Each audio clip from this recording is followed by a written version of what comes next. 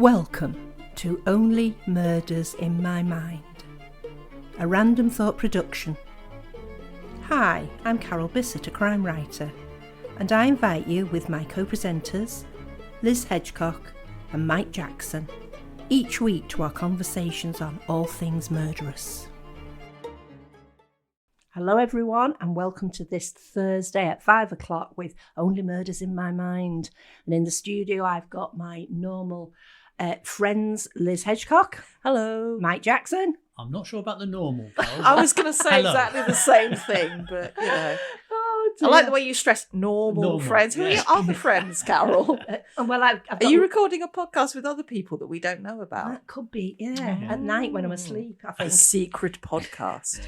Oh, before we start today, or we've We've already got off on one. I know. haven't we? No, Yeah, sorry. it's to Sorry, do with the listeners. podcast. It's to do with the podcast.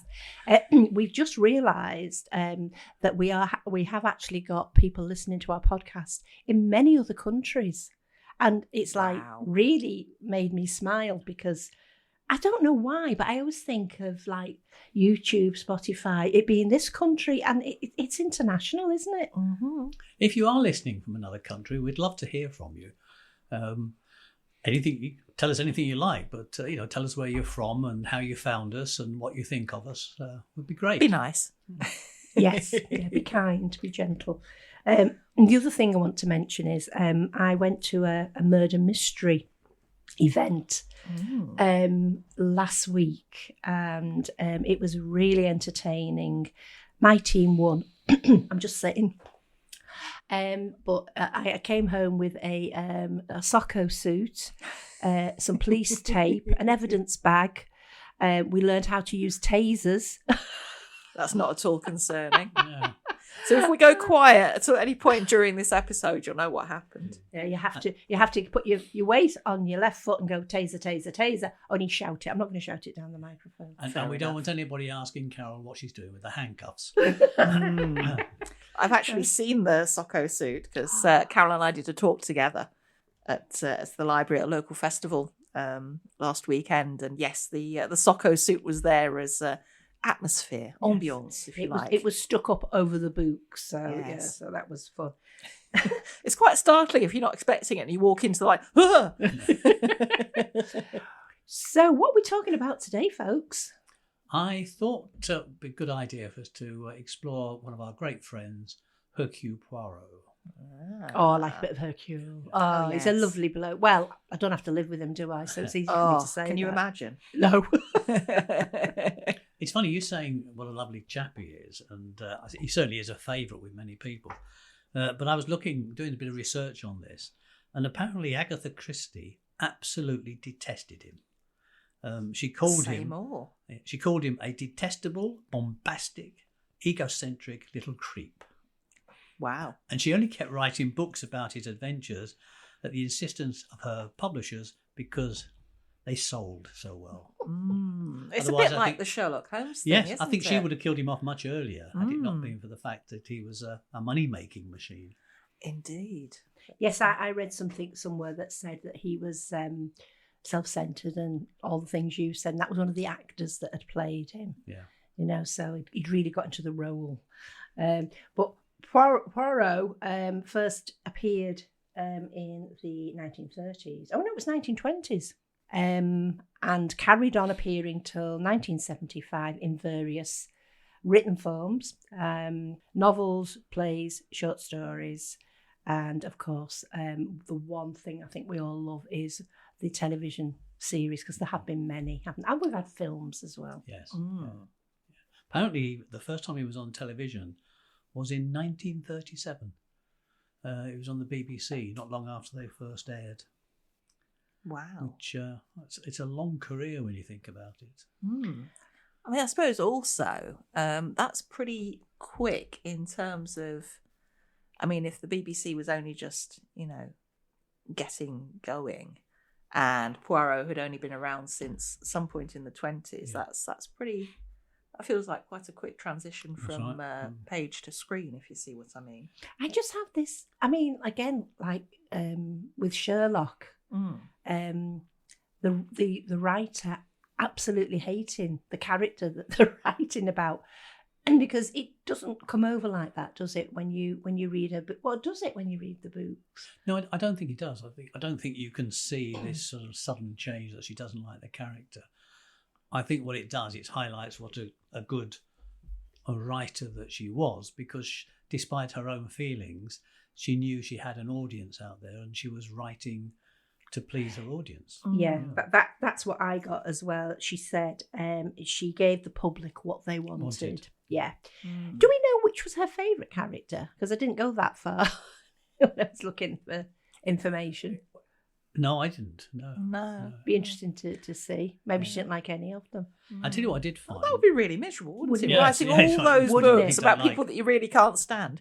Something else I found interesting, and I've just looked on my phone to check I'm correct, is that the last Poirot book was actually written during the Second World War.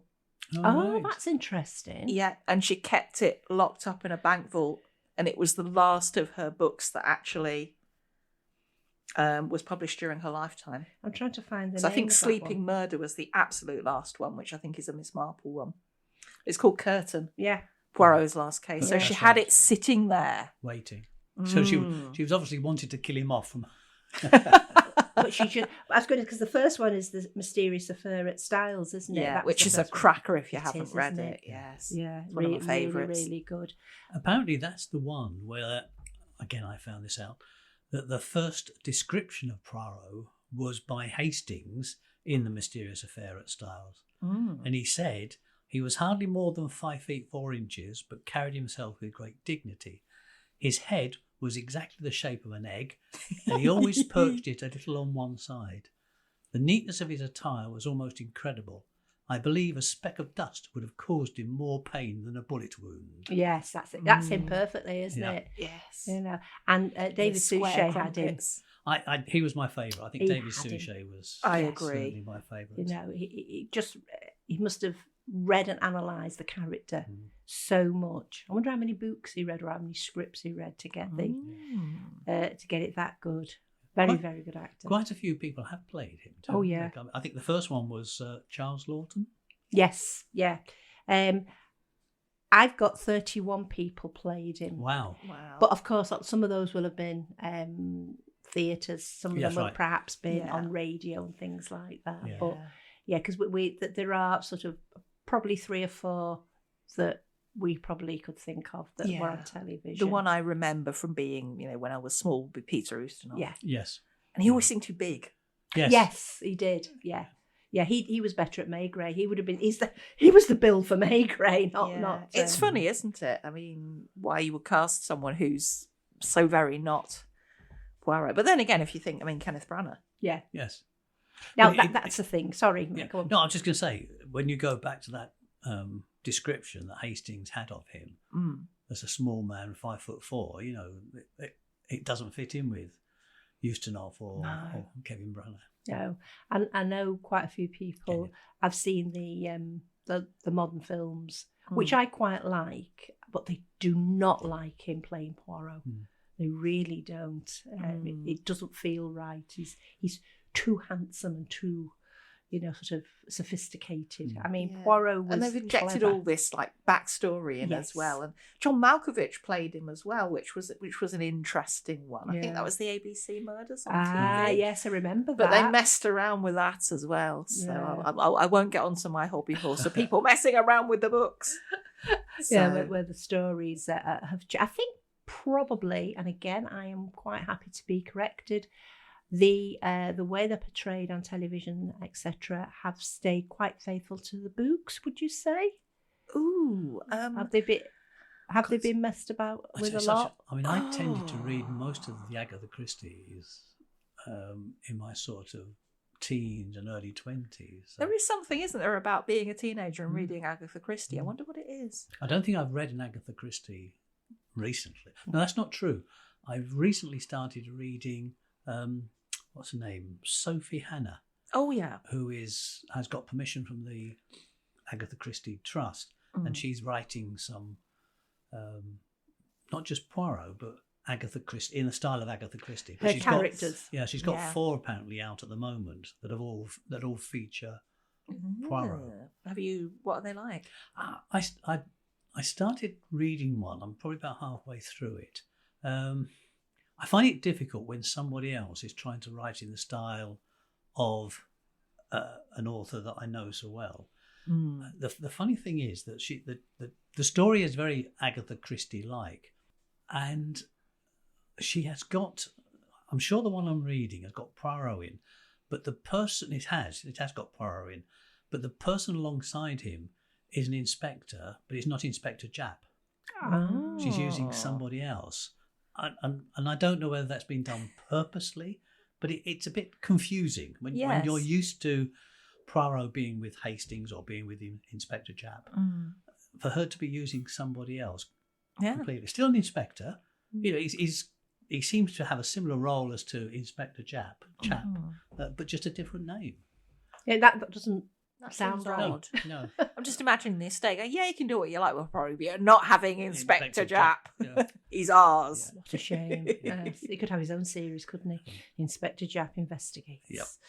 You should write to them, see if they. I'll see if they. Will you release Japp? Out into the wild. Now that's a whole story in itself. Now, his backstory is that he's Belgium and people always call him French, which he is very annoyed about. And he was a Catholic. He was written in as being a good Catholic boy. And like we've said before, I mean, Agatha Christie said she got influences from Arthur Conan Doyle and the Sherlock type of writing. I don't think there are probably many crime writers of around that time that could not have been influenced in some way by Arthur Conan Doyle, even if it was like, well, it's a load of rubbish, I'm not writing like that. But it's there and you've got to decide whether you're going to emulate it or whether you're going to fight against it, I guess. And as we said, Lestrade was the Inspector. In 1930, Agatha found Poirot insufferable, as Mike has just said, and wanted to get rid of him. He was also a character who was very seasick. He was obsessive-compulsive and needed to have in his bank at all times £444, 4 shillings and 4 pence. Really? Yes. I was not aware of that. Of course, that would have been a lot more money in those days. Oh, yeah, but it always had to be, that amount. I'm sure. What did he do with the rest of it? I don't know. Maybe he invested it. I'm not sure. Maybe he had a don't matter account and everything else went in there. Yes. As long as he had all his fours in one. I know. Would 4,444 have been okay? Yeah, maybe. But this is £444, 4 shillings and 4 pence. But when you get a bit of backstory in some of the plays and films and things, he was in the First World War, wasn't he? He was an officer in the First World War. Yes, he was. Yes, and then he came out and went into the French police. Police. Or Belgian police. Was it Belgian police or was it French police? Don't know. No, I don't know. But he was definitely had been in the police. Yes, it would have been the Belgian police, wouldn't it? Because it was make Belgium. sense. Yeah. But no wonder everyone's confused and thinks he's French if he was in the French police. I mean, that would that's confuse you, wouldn't it? Yeah. Surprising though, isn't it? That you have a character who is as well liked as Poirot, and we all except by the author, and we all have our own picture of what he looks like, and many of us it's based on portrayal by David Suschet. But the author didn't really feel a need to give him a lot of backstory, because the backstory that we've got, it's dripped in. Very gradually. I think the fact that he's got a brother is mentioned in one of the books. His exploits in the war is mentioned in other books. It wasn't as though she felt as though she needed to create a whole backstory about him. Well, the books aren't about him, I suppose. No, it's all about the case. And yes, Poirot's there, but he's kind of like a catalyst. He's never changed by it. Yeah. At the end, he still has £444 and 44p in his bank account. And he still wants a square crumpet for his tea. I know in one of the films, one of the latest films, we know why he has the moustache. Because there's a really bad scar down here. I didn't know and that. His beloved comes to see him and he sends her away saying, you can never love me again. Now, whether that is a modern take on things, I don't know. And then he grew the moustache over the top. So he did fall in love, didn't he, with that... Countess? countess who was Was it Countess Rossakoff? Yeah. Yes. Oh, she was great. Was she a bit of a jewel thief? She wasn't. I don't think it was a bit of a jewel thief. If they were doing the Muppet Hercule Poirot, she'd have been played by Miss Yeah. Piggy. Yes. She had the air about her. She did, yeah. So she was the Pink Panther to Yeah. Hercule Poirot, was she? Yeah. It was interesting. I'm now thinking about a Muppet like Murder on the Orient Express. Oh, that'd be a good one. It would. We'll have Yeah. to cast it. Released at Christmas. Yeah. Definitely. Just gone and had a look. I was talking about Sophie Hannah having yes. this sidekick. It's a Scotland Yard inspector called Edward Catchpole. Oh. Catchpool. Oh, okay. Oh. But it just seems strange. It just seems strange, yes. We want Jap. Yeah. We want Jap. Did you know also that Sorry, Miss Hannah. Poirot is the only fictional character to receive a front page obituary in the New York Times? No. Really? Yep. Wow. When he was killed off, front page obituary. And again, it goes to that thing that when people are so invested in a character, have they got this little bit of belief that they're real? I think. Oh, I think that's always the case, isn't it? That It's like the people who write to Sherlock Holmes. yes. Because 221B, wasn't it in the kind of, well, it was, I don't think there ever was a 221B, but where it would have been was an Abbey National back in the day. And they used to get all that. I think there was actually someone whose job was to deal with the Sherlock Holmes mail. Oh dear. I know. You do have to wonder about people. Well, yes. But we see that all the time. I mean, you see it on television when there's I know none of us watch soap operas. I do, but don't tell them. And there's a horrible character in it, and somebody will go up to them in the street and have a go at them. You leave Elsie alone. She's not deserving what you're giving to her. And you go, I'm an actor. Oh, I saw a great one of that recently. Matt Smith, one of the Doctors Who, was filming something near Glastonbury, and someone came up to him and said, "Yeah, I can't believe you said that to that poor woman." And he went, "What? I haven't said anything." She was like, "Don't you say it wasn't you, because you're all the same man." And it was another Doctor Who who'd said it. Oh, I wonder how much ale they'd partaken of. Who knows? Who But knows? I suppose in a way that just shows the cleverness of Christie's writing, and also the skills that people like Suschet have in making that character their own, so that they become believable. Yes. They become almost... Can't take it away from them, can you? I mean, as I say, one of Liz's and Paula's series, I'm really invested in the characters now, and I'm reading it and I'm going, oh, no, don't do that. No, you'll get hurt if you do. Oh, I suppose I better not kill them then. No, please don't. It does book 6, who knows what's going to happen? It does make you wonder, though, why Agatha Christie hated him so much in the end. In the same way that Conan Doyle just... Well, what was it in her description of him? Let's think about that. What was it again? Yes, let's analyse what Why? she You're going to said. analyse. Yes, let's do detestable, bombastic, egocentric little creep. Yeah, that's holding pretty back. comprehensive, isn't it? No, say what you really think, Agatha. But he was only detestable, bombastic, egocentric, and a little creep because that's what she'd made him. Yes. Yeah. You know, Which makes you wonder why. why? Is it a bit of that? I wonder if it's evolving based on thing? someone that she'd met. Oh, yeah. I'm just trying to think of her other heroes. So she had Miss Marple. Yeah. Was that it? Was there anybody else? Tommy and Tuppence. Oh, Tommy and Tuppence. Yes. She was also a nurse in the Second World War. First World War. She had a lot to do with pharmacy and stuff. Yeah. she was I think she was a pharmacist. nurse in one of the wars. I Yeah, don't know which one. because I remember something that she said about she had like a pharmacist or someone over her, and one time he showed her something that he had in his pocket, and it was something that was really, I think it was a vial of something, and it was something that was really, really dangerous. And she said, why are you carrying that? Because it's the kind of thing where if you dropped it, it could have been really, really serious consequences. And he said something like, "It makes me feel powerful." Oh, actually, that's lovely for a character, a bad character, an evil character. But she also, I'm almost sure it's the First World War where she was a nurse. And when Germany invaded Belgium, lots of the Belgians came across to That's the UK. true. Yeah. And I think she came into contact with lots of these Belgian refugees. Stuff we don't know, And isn't there was it? a feeling that's where she may have picked up on this idea of Poirot being A refugee, a Belgian. yeah. Do you think we'd glean more from perhaps reading her biography? Because I've never read that. I presume there is one. There's an autobiography Yeah. which I've read, yeah. Was there anything in there that told you about her background that would cast light on the fact that she doesn't like this It's a Belgian while person? since I've read it. I mean, it's an autobiography, so she tells you what Well, she that's wants you true, to know. isn't it? So yeah, I should probably read a biography and see if there's any Anything dirt different. to be dished. Yeah. The darn thing is, you may have hated him, but apparently she wrote, he stars in 33 novels, 50 short stories, and an original full-length play written by Agatha Christie. So I think he got the last laugh there, didn't he? Yeah. she obviously persevered with him. Yeah. I mean, I can't say, I mean, obviously I'm not Agatha Christie, but I can't say that I don't like any of my characters. And I get quite sad when I have to kill them off. But kill them off I do. You do, you're pretty ruthless.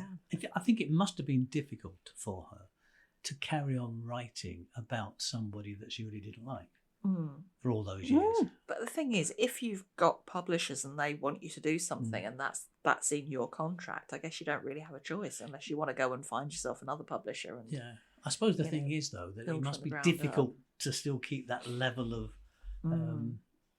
intensity and because if you read all of his, you don't suddenly think, oh, this is dipped off. Yeah, it's not as doesn't seem good. as good as the previous ones.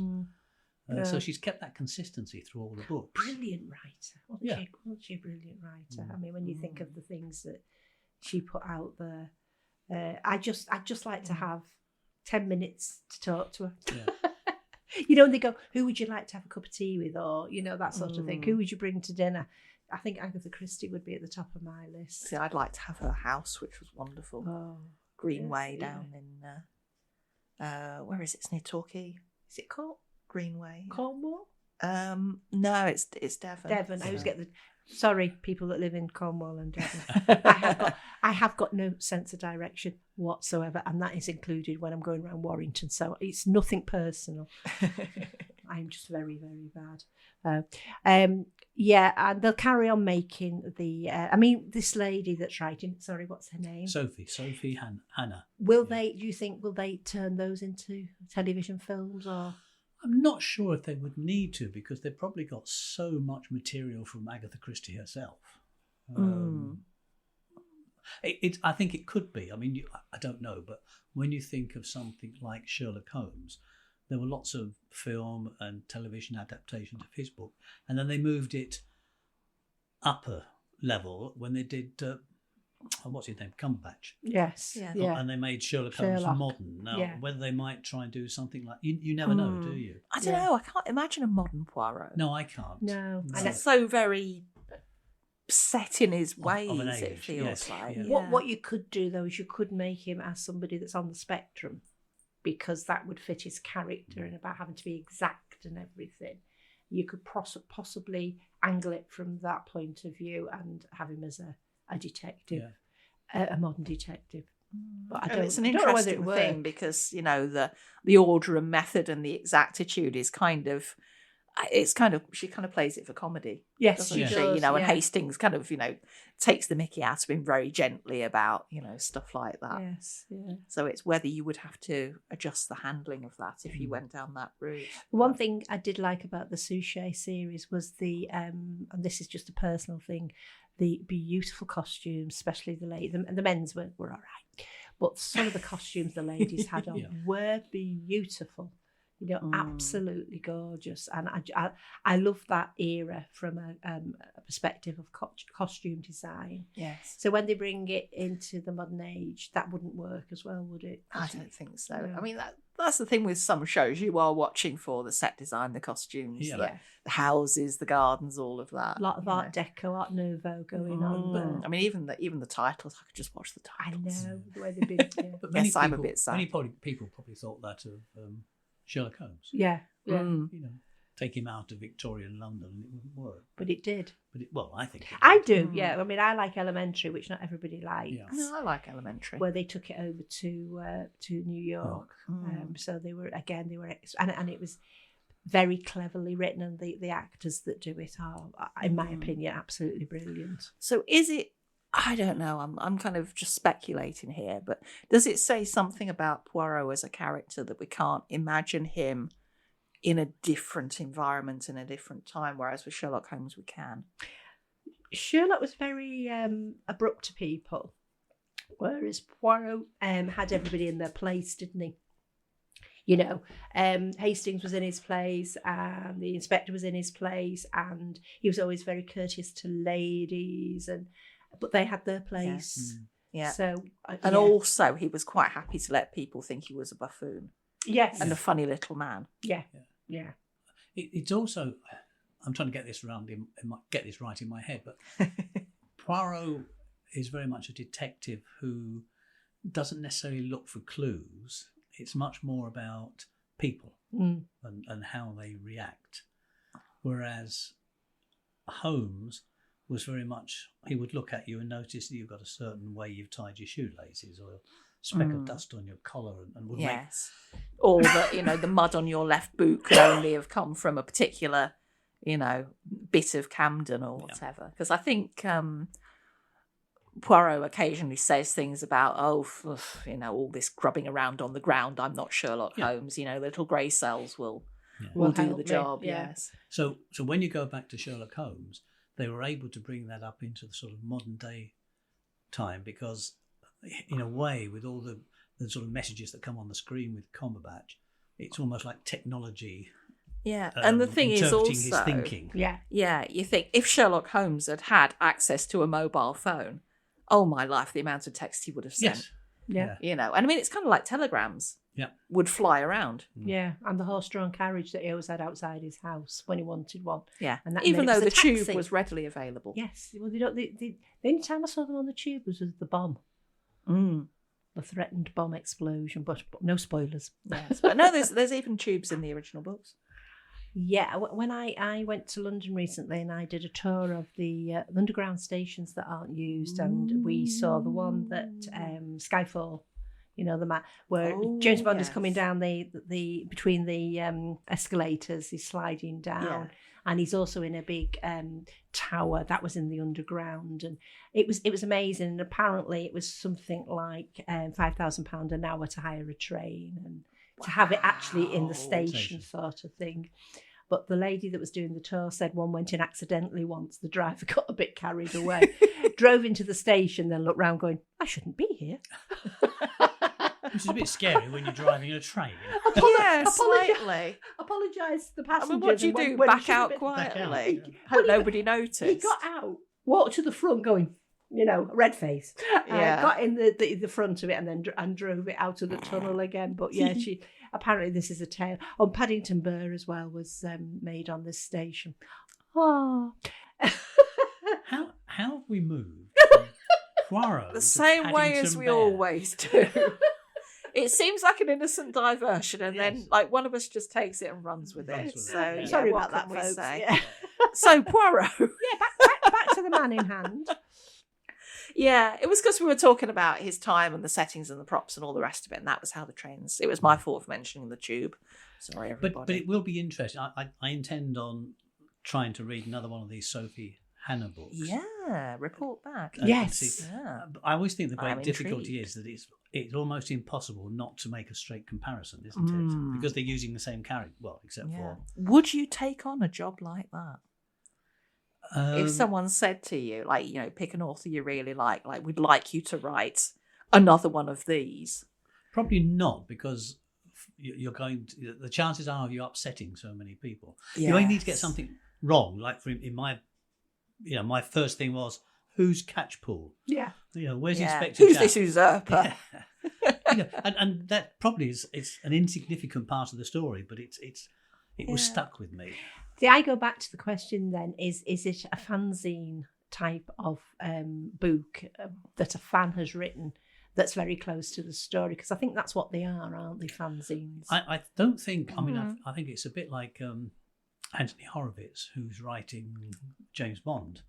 And also has done some Sherlock And Holmes. yes, and I don't think they can do that without getting permission from the relevant I think people. with Sherlock it's easier because it's out of copy, as I know because I checked before I did one. Yeah. But yeah, it's difficult because I've read a couple of the Anthony Horowitz ones, the Sherlock ones, and I must admit I did fume at parts thinking he would never have done that. Come on. Yeah. It's just not him. I suppose the difficulty that if you're an author like Anthony Horowitz, or in Poirot's case, Sophie Hannah, you want in some ways to put your own mark on it as an author. And yet, but is that what people want? Is that what people want? Yes. Yeah.